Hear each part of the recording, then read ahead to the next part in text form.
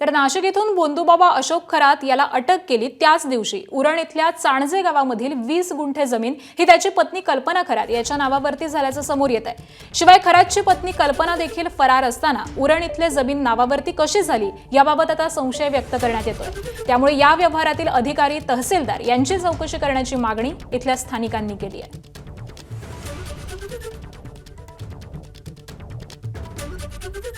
नाशिक येथील बोंधूबाबा अशोक खरात याला ज्या दिवशी अटक करण्यात आली होती त्याच दिवशी त्याची पत्नी कल्पना खरात हिच्या नावावरती उरण या ठिकाणची चांजे गावातली 20 गुंठा जमीन ही नावावर झालेली आहे। मी सध्या त्याच ठिकाणी आहे आणि तुम्ही पाहता हीच ती जागा आहे, हीच ती 20 गुंठा ही जमीन आहे आणि ज्या दिवशी अशोक खरातला अटक केली होती त्याच दिवशी त्याच्या पत्नीच्या नावावरती ही जमीन झाल्यामुळे आश्चर्य व्यक्त होत आहे। कारण पोलीस दरबारी आहे ती कल्पना खरात ही फरार झाली होती। मग जर कल्पना खरात फरार झाली असेल तर मग ती इथे जमीन तिच्या नावावरती झाली कशी, ती प्रत्यक्षात या ठिकाणी रजिस्ट्रेशन करण्यासाठी आली होती का किंवा तिच्या नावाने कोणी दुसऱ्याने इथे येऊन सही केली का, असे अनेक प्रश्न आहेत ते आता या ठिकाणी उपस्थित होताना दिसत आहेत। त्यामुळे आता ज्या कार्यालयामध्ये या जमिनीचं रजिस्ट्रेशन झाली, नोंद झाली, त्या कार्यालयातल्या अधिकाऱ्यांची कर्मचाऱ्यांची चौकशी करण्याची मागणी आता पुढे येत आहे।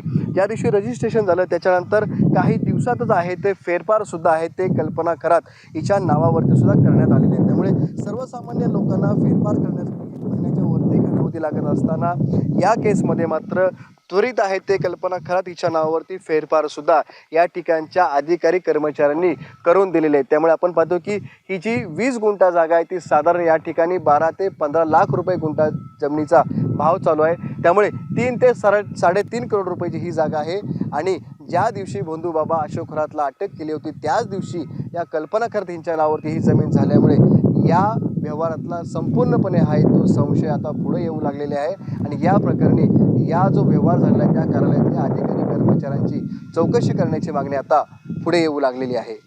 विनायक पाटील, एबीपी माझा, उरण, रायगड। एबीपी माझा, उघडा डोळे बघा नीट।